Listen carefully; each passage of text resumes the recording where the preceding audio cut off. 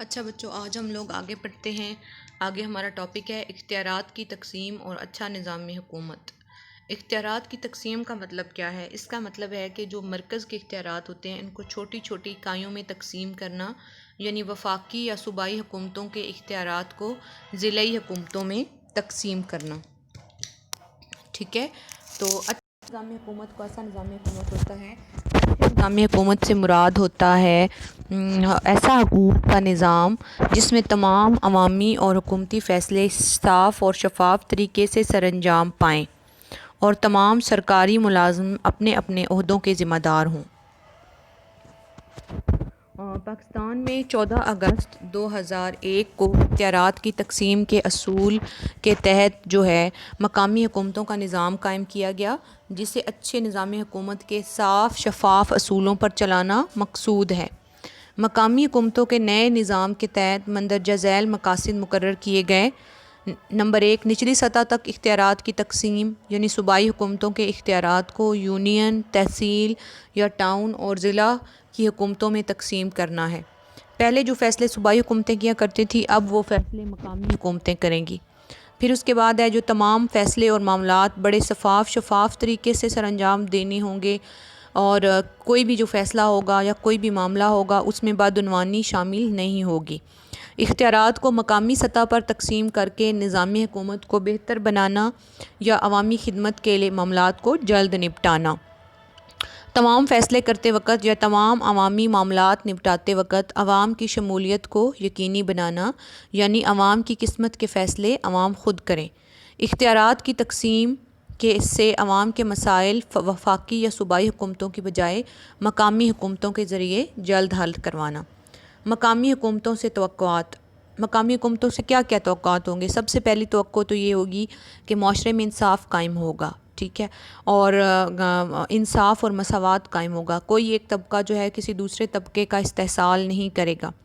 معاشرے سے رشوت اور بدعنوانی کا خاتمہ ہوگا، ٹھیک ہے، ہر قسم کی سفارش رشوت اس کے بغیر میرٹ کی بنیاد پر کام کیا جائے گا، اور جو شخص میرٹ پہ آئے گا وہی اپنی جو عہدے پر نصب ہوگا، کسی بھی عہدے پر فائز ہوگا۔ جو میرٹ میں نہیں آئے گا اس کو شامل نہیں کیا جائے گا۔ سب لوگوں کے لیے، چاہے کوئی کسی فیملی سے، کسی خاندان سے تعلق رکھتا ہو، کسی رنگ، نسل، ذات پات کی تمیز کے بغیر سب کے لیے احتساب ایک طرح کا ہوگا، ٹھیک ہے۔ اور اس کے بعد اچھا نظام حکومت جو ہوتا ہے اس کو قائم کرنے میں رکاوٹیں کون کون سی ہوتی ہیں؟ سب سے پہلی جو رکاوٹ ہے وہ ہے افسر شاہی کا رویہ۔ جو پاکستان کے اندر شروع سے لے کر آج تک افسر شاہی ہے، بیوروکریٹس ہیں، ٹھیک ہے، وہ کسی کو اختیارات دینے کے حق میں نہ ہی تھے اور نہ ہی کسی کے سامنے جواب دہ ہونے کے لیے تیار ہوتے ہیں۔ ان کے اس رویے کی وجہ سے اچھے نظام حکومت کو لاگو کرنے میں بہت بڑی رکاوٹ پیدا ہوتی ہے۔ جب تک افسر شاہی کا رویہ نہیں بدلا جائے گا، اچھا نظام حکومت قائم نہیں ہو سکے گا۔ پھر جاگیردارانہ نظام۔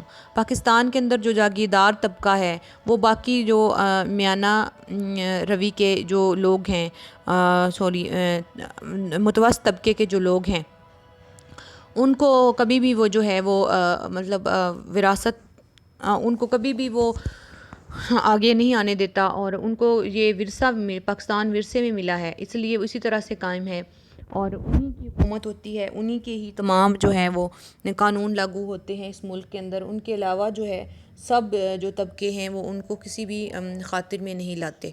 انتظامیہ کا سیاست میں ملوث ہونا۔ پاکستان کی جو انتظامیہ ہے وہ ڈائریکٹلی یا انڈائریکٹلی کسی نہ کسی طرح سے سیاست میں ہمیشہ ملوث رہتی ہے، اور کبھی بھی ملک کا جو نظام ہے وہ غیر جانبدار ہو کر نہیں چل رہا ہوتا۔ بہت سے افسر شاہی کے لوگ وہ سیاسی جماعتوں کی حمایت میں ملک کی قیمتی وسائل خرچ کر رہے ہوتے ہیں۔ پاکستان کے اندر وسائل کی کمی ہے آج کل کے دور کے لحاظ سے، کیونکہ پاکستان ایک زرعی ملک ہے، اور صنعتوں کے لحاظ سے اور جدید ٹیکنالوجی کے حوالے سے پاکستان کے اندر وسائل کی کمی ہے۔